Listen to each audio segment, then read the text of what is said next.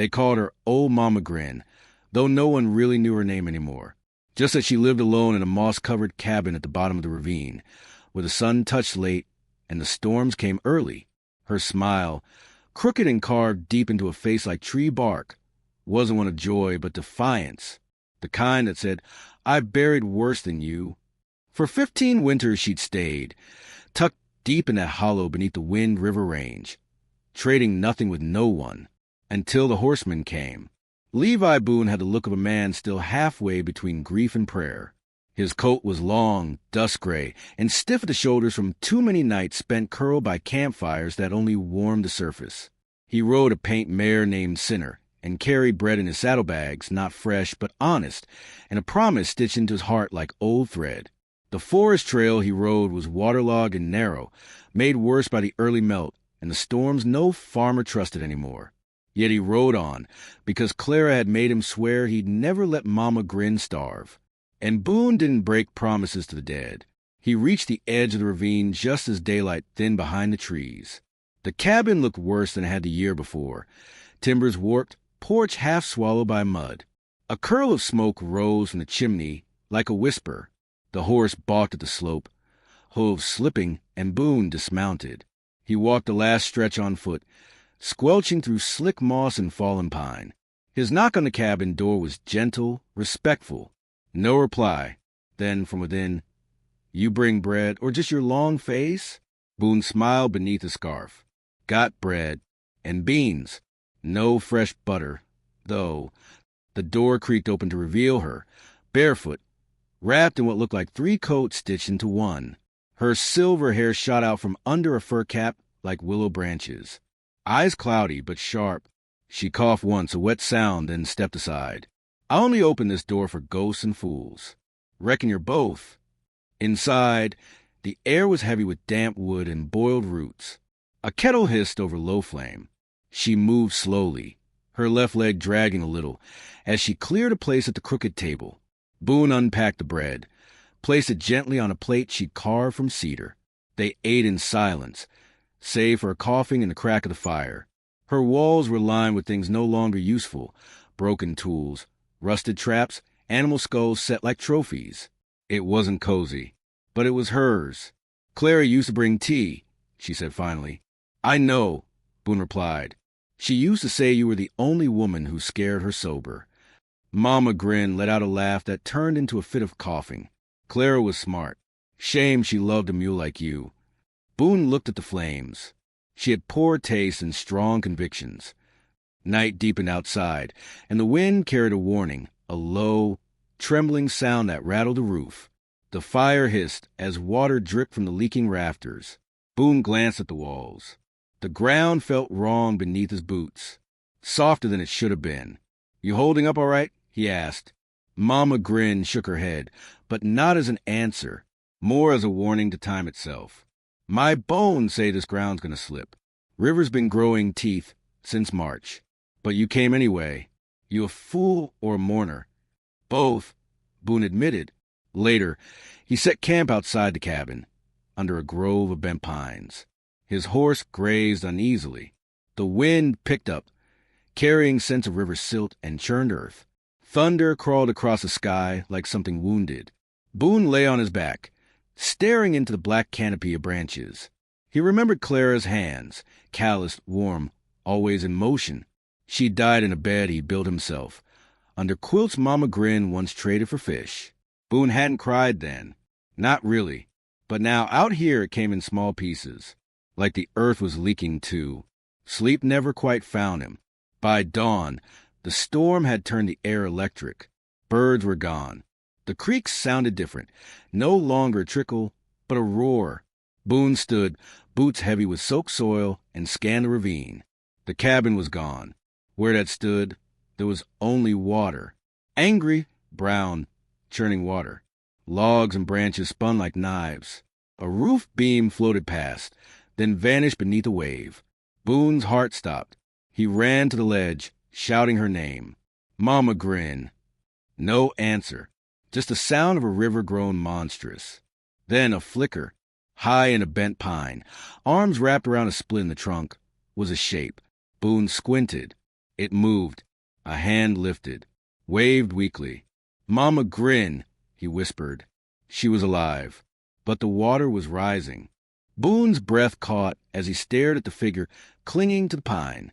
The tree, rooted against a rising wall of floodwater, bowed slightly with every surge, as if exhausted by the burden it bore. Her thin frame was lashed by wind, her gray hair plastered to her face. Mama Grin was up there, 20 feet off the ground, trapped and soaked, one wrong move from being swept away. The ravine had become a boiling throat of water and mud, devouring everything in its path. He tore down the slope, slipping on the softened earth, cursing every second. He reached the edge, but dared not step closer. The bank had already crumbled where the porch had once stood. Chunks of soil dropped off like wet cake, falling into the froth below. He shouted her name again, louder this time. She raised her head slowly. Her voice barely carried over the storm. "Don't try it, boy. Ain't no bread worth drowning for." He scanned the tree, the river, then the tree lean. No bridges, no planks, no time. His eyes fell to the pack horse tethered to the pine above. Still intact. His rope, his tools, his wits. Boone turned and bolted for his gear. At the edge of the trees, he wrestled with soaked canvas and stubborn knots. His fingers were numb, but his mind raced. He tied 2 lengths of rope, tested the tension, then eyed the fallen logs nearby. Slippery, half-rotten, but one was long enough. He'd seen river crossings in Missouri done this way. Lash a flat plank between 2 points, use it like a bridge or pulley. He heaved a log over his shoulder, staggered back down to a spot just upstream where a cluster of rocks jutted out. From there, the gap to the tree narrowed. He wedged the log across 2 boulders, balanced it, tied one end of the rope to a pine trunk and the other around his waist. The makeshift bridge wobbled under his weight as he crossed. Wind howled like wolves. Rain drove into his back. Each step forward meant the next might be his last. Halfway across, the tree groaned. Mama Grin's grip slipped slightly. She blinked slowly, rain running down her cheeks like tears. He couldn't tell if it was pain or peace on her face. She looked so small up there, so breakable. Boone reached her with just inches to spare. He threw the rope up, shouted, "Wrap it under your arms." She tried, failed, hands shaking too badly. He steadied the line, climbed another few feet onto a lower branch, just within reach. "Look at me. You're not dying in this tree. Not today." Her eyes locked with his, and something passed between them. Maybe it was Clara's memory. Maybe something older, tougher. She gritted her teeth and pulled the rope around herself. Boone braced, then yanked as the river surged below. For one breathless second, she slipped from the branch entirely. The line held. She dangled over the torrent, twisting. Boone screamed, pulling with everything he had, every muscle trembling. Inch by inch, he dragged her back onto the log, onto him, into his arms. She collapsed, gasping. Her skin was blue cold, lips cracked. Boone looked back at the shore. The path he'd taken was gone, swept clean. No choice but to go forward. He lifted her, balanced her across his shoulders, then began to slow crawl back across the log. Every step, the wind pushed harder, as if daring him. Water lapped at his boots. Beneath them, the world churned. When they made it to the other side, Boone dropped to his knees. Mama Grin rolled onto her back, staring up at the sky. "I was waiting," she whispered. "For what?" he said. "For the tree to crack, or God to show up." Boone chuckled, breathless. "Guess I got here first."